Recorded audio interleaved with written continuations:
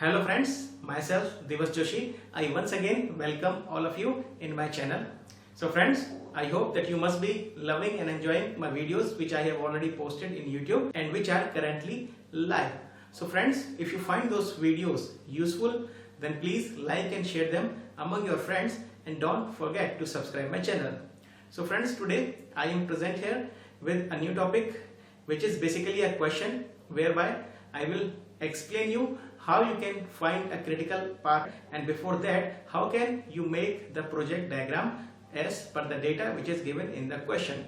So friends, it is highly recommended that before proceeding with this video you should watch my videos which I have posted on the topic critical path method. So you can see here a table is given with 3 columns. The first column represents the activity, the second column represents the immediate predecessor of the activity if any, the third column gives the time which is required by each of the activity. So you can see here that my first activity is A, for which there is no immediate predecessor. So if you remember from my last video, I have clearly said if the activity is having no predecessor, it can be started immediately. So A and B are the two activities that are having no predecessor, and you can see here the activity A is taking 5 weeks to get itself completed. Activity B is taking 6 days to get itself completed. Now C, the activity C is having predecessor as A activity. This means that only after the A activity has been completed, this activity can start, and this activity will take 4 weeks once started.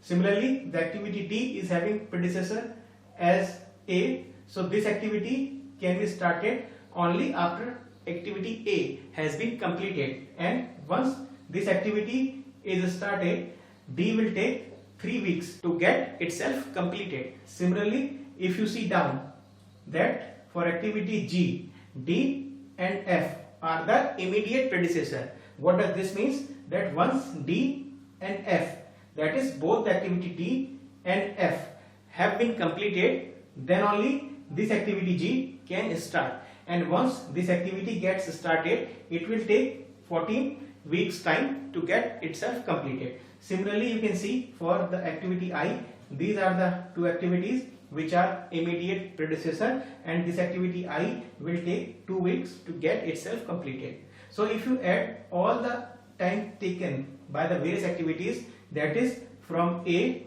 to I, you will get the value as 51. So at a glance you can say that this project, this complete project will be taking 51 weeks to get itself completed. So it is not true, because there are many activities which can be started simultaneously, and for this we require a project network diagram. So to have a better look that what are the various activities that can be started together and what will be the critical path. So friends, if you remember in my last video I have already told you that in the critical path analysis there are 4 parameters that need to be calculated. Number 1 is ES, which is called earliest start time, which means that how fast I can start my activity. The second parameter is EF, which is earliest finish time, which is nothing but how fast I can finish my activity. The third parameter is LS, that is how late I can start my activity. And the fourth parameter is LF, which is latest finish time, that is how late I can finish my activity. And remember, for all the 4 parameters, the prime concern is that my work or my project is not getting delayed. And I have also told you that I will be representing my activity on arrow, which will be like this. This will be an arrow, and this is my activity, suppose A, and each activity has its start point and accordingly will have its end point also, which will be represented as the two circles which we will be calling as nodes. So I will be using this concept, that is activity on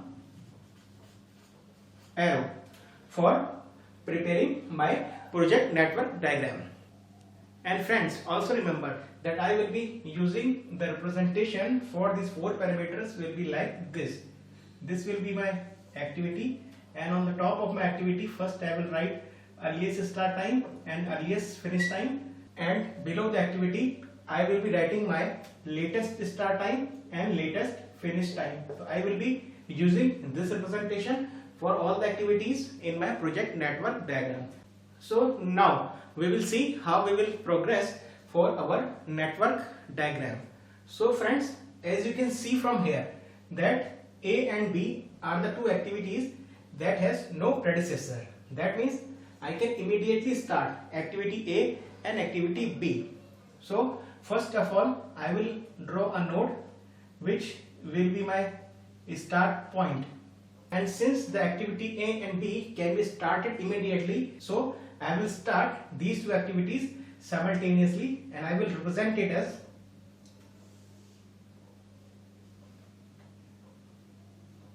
this is my activity A,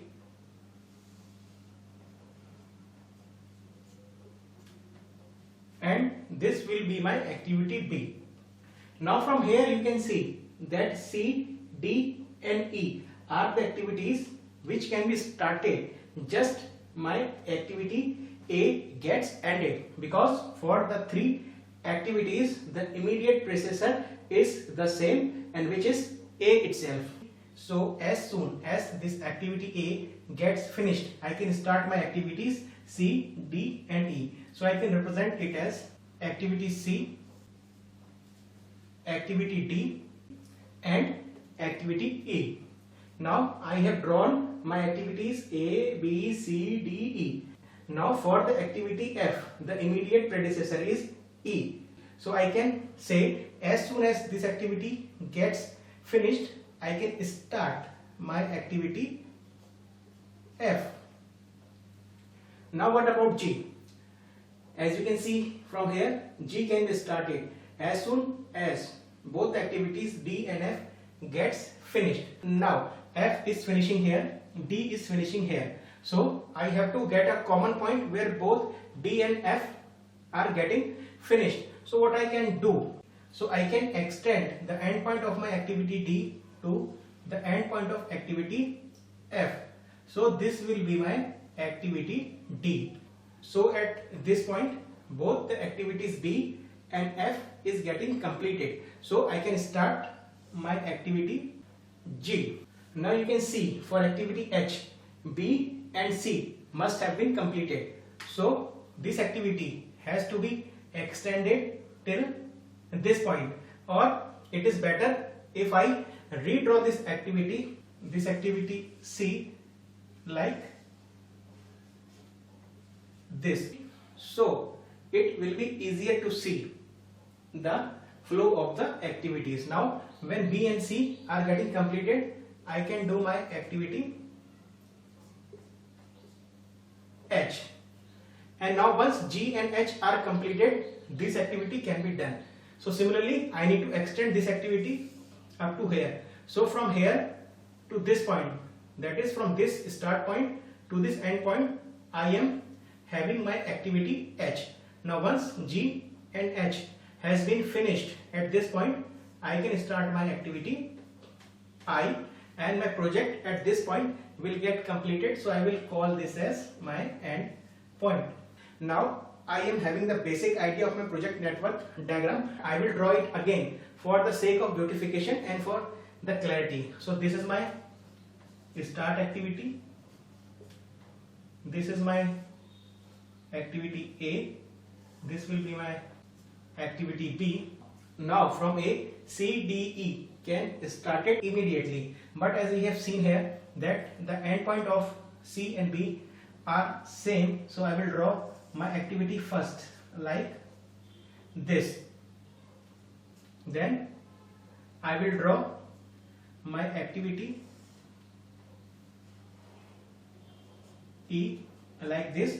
From E I will draw my activity F like this, and as you can see here I have extended my activity T, so I will be directly drawing my activity, and from this activity I am having the activity G, and the activity H can be drawn like this, and from here this is my activity I and this is my endpoint. Now this diagram is looking a bit simplified, so you need not to worry about the difference in the two diagrams, because once you start practicing the network diagram you will develop an instinct and you will automatically draw the network diagram in its simplest way. So you need to practice how you can draw this network diagram. So I will be taking this network diagram and I will be calculating all these four parameters. So friends, now I will be writing the time taken by each activity just besides the activity, so that I can have all the parameters given in the question at my glance. So the time required by activity A is 5 weeks. So I will be writing it as 5 weeks here. The time taken by B is 6. C it is 4. For I it is 2. Now I will calculate my earliest start time and earliest finish time, and remember I have told you for this I need to first calculate the earliest start time, and once I have calculated the earliest start time I need to add the time taken by that particular activity so as to get the earliest finish time. So in this I will be moving in the forward direction, as I have already told you in my previous video. So this calculation of earliest start time and earliest finish time is also called as forward pass calculation. So for activity A we can see that it has no predecessor, so it can be started immediately. So the earliest start time or the ES for activity A will be 0. Now the activity A is taking 5 weeks to get itself completed, so the earliest finish time for activity A will be 0 plus 5, that will come as 5. So we can write it as this. So I can say for activity A the earliest start time is 0 and the earliest finish time is 5. Now for activity B, again it is having no predecessor, so activity B can be started immediately, or the earliest start time for this activity is also 0. Now the activity B is taking 6 weeks to get itself completed, so the earliest finish time for this activity will be 0 plus 6, that will come as 6. So this is our calculation for the first two parameters for activity B. Now for activity C, so what will be the earliest start time for this activity C? So this activity C can be started as soon as this activity is getting finished, that is how fast A is getting finished. So we have calculated the earliest finish time of the activity A is 5. So this means that activity A cannot be finished before 5 weeks. So my earliest start time for activity C will be the earliest finish time of activity A, which is nothing but 5, as I have already calculated here. So I will be writing 5 over here. Now this activity is taking 4 weeks to get itself completed, so the earliest finish time for activity C will be 5, that is earliest start time, plus 4, and it will come as 9. So I can say for activity C the earliest start time is 5 weeks and earliest finish time is 9 weeks. And now suppose we are calculating for activity H. Now activity H will be started as soon as both the activities C and activities B gets finished. Now activity B is finishing earliest after 6 weeks and activity C is getting finished after 9 weeks.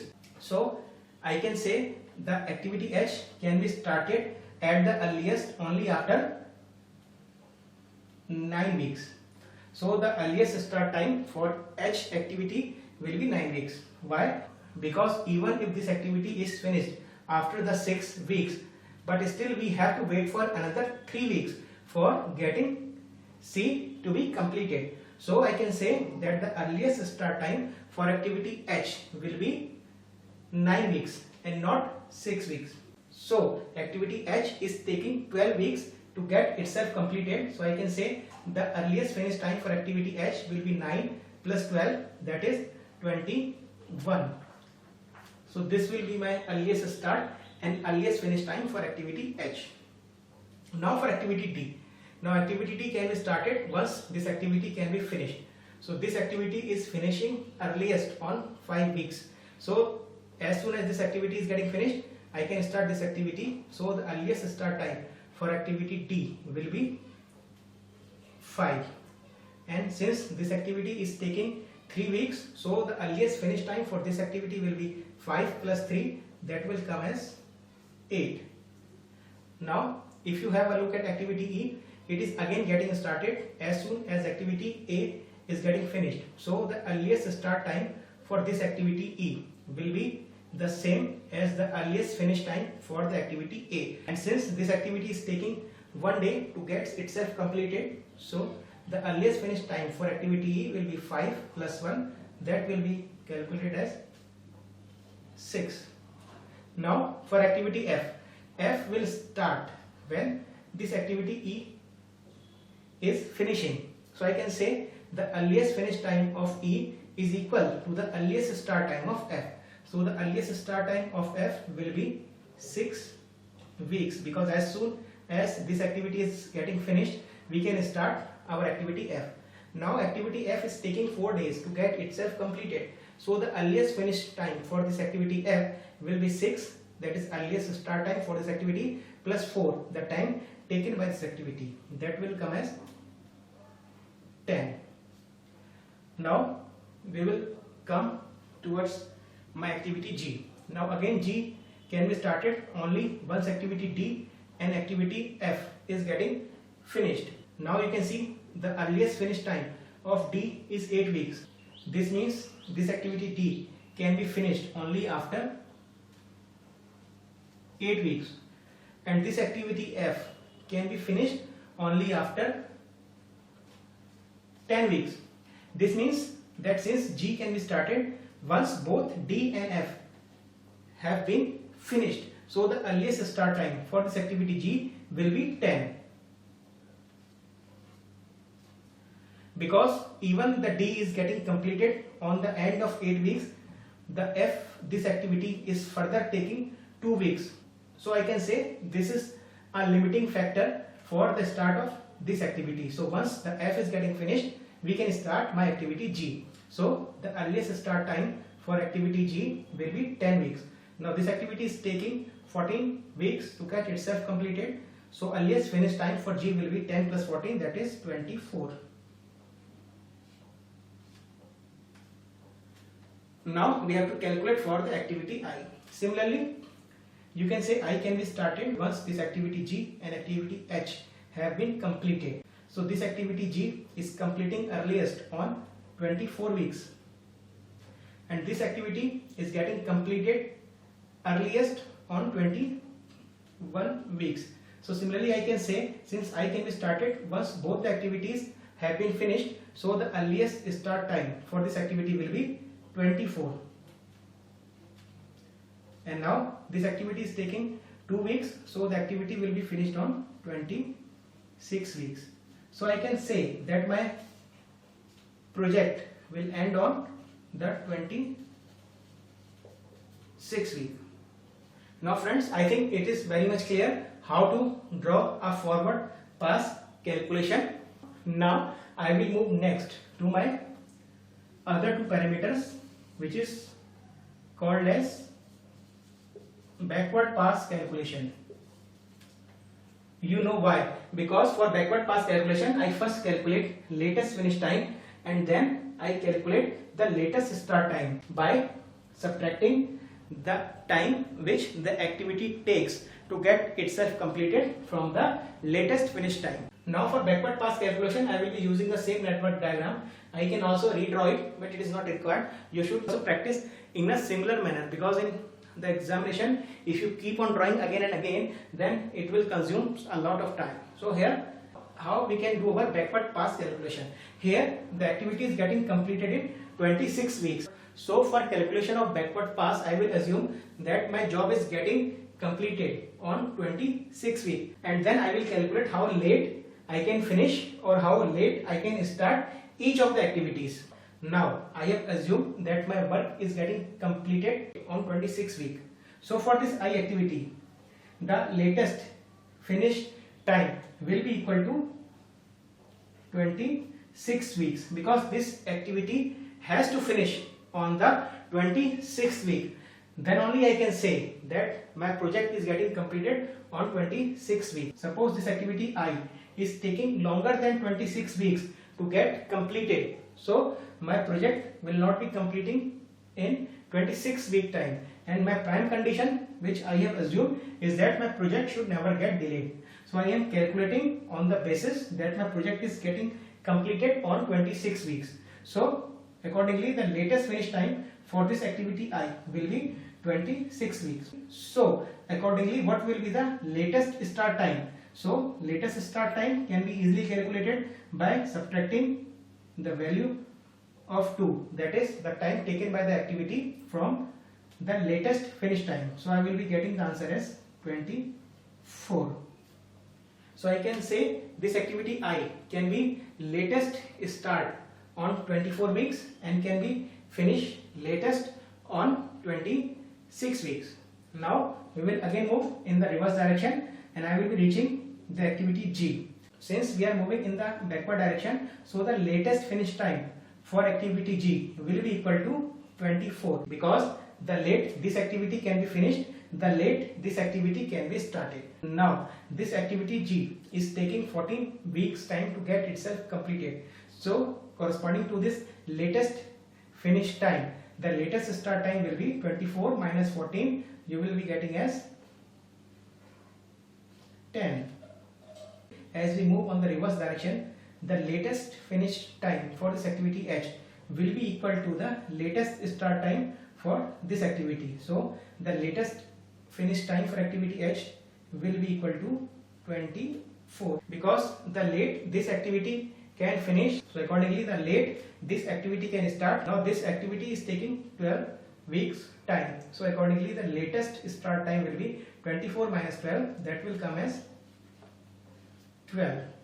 Now for activity D, as you can see here, the latest start time for this activity is 10, so accordingly the latest finish time for this activity D will be 10. And since this activity is taking 3 days to get itself completed, so the latest start time for D will be 10 minus 3, that you will get as 7. Similarly for activity F, the latest finish time will again be 10. Now this activity is taking 4 weeks to get itself completed, so corresponding to the latest finish time of 10 weeks, the latest start time will be 10 minus 4, that will come as 6.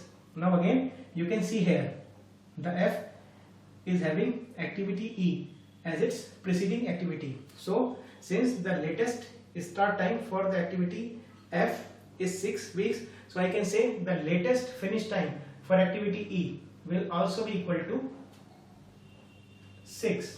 Now activity E is taking 1 week to get itself completed, so corresponding to the latest finish time of 6 weeks, the latest start time will be equal to 6 minus 1, 5.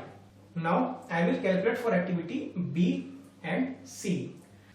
Now the starting point of this activity H is on this node, and these two activities are having its endpoints at this node itself. So I can say latest finish time for these activities B and C will be equal to the latest start time, that is equal to 12 weeks.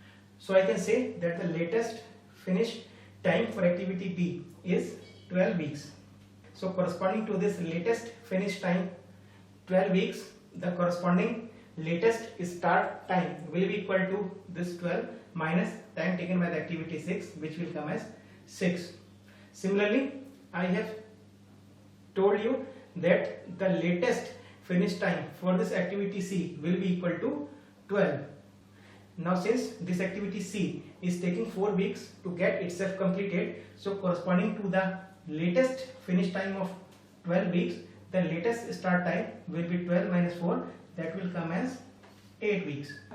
Now at this node, that is the end point of this activity, there is a unique situation.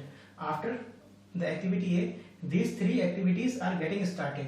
So out of this 7, 5 and 8, what I would be considering as the latest finish time for this activity. So for this you have to use your common sense just a little bit. Now you can easily see here that this activity D can be late started on 7 weeks, this activity E can be late started on 5 weeks, and this activity C can be started late on 8 weeks. Now suppose I consider this activity.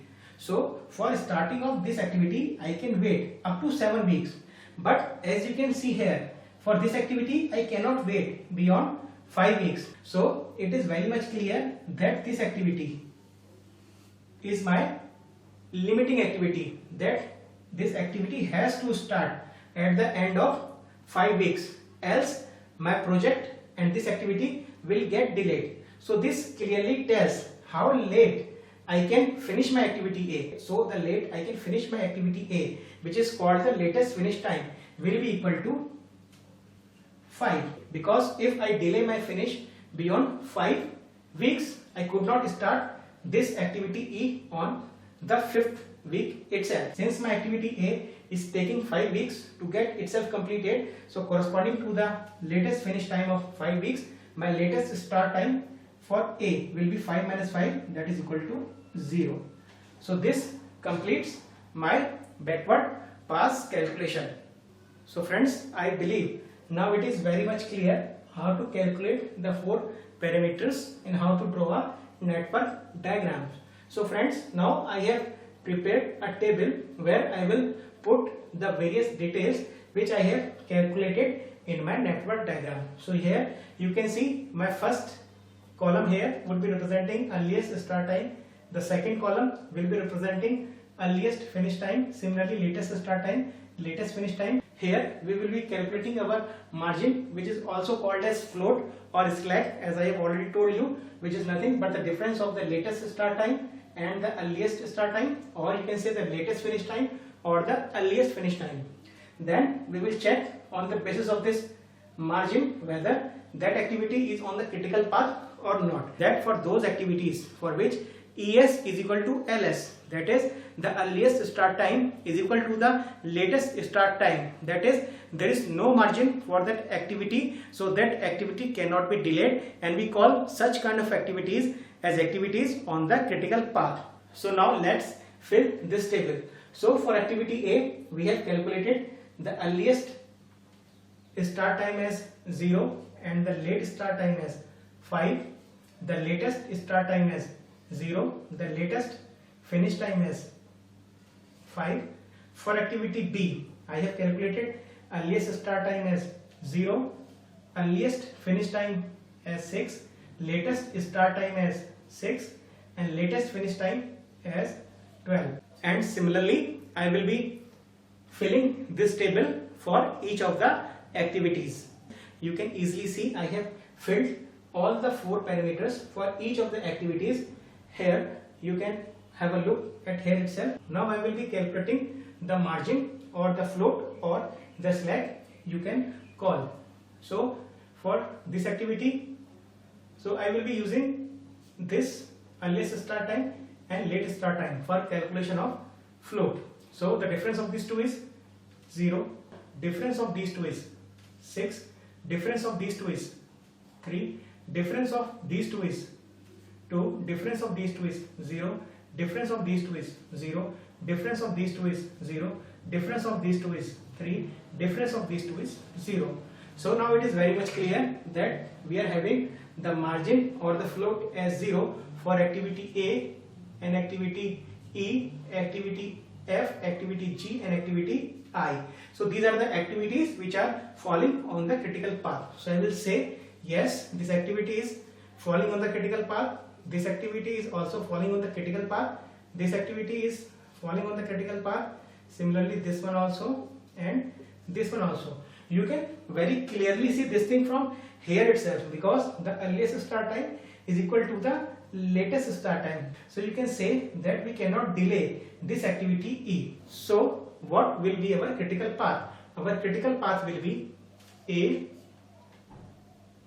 E, F, G and I. So this is our critical path: A, E, F, G and I. So this is my critical path. So I cannot afford to delay my critical path, or I can say I cannot afford to delay any of these activities which are falling on the critical path, because if any of these 5 activities get delayed, my project is bound to get delayed.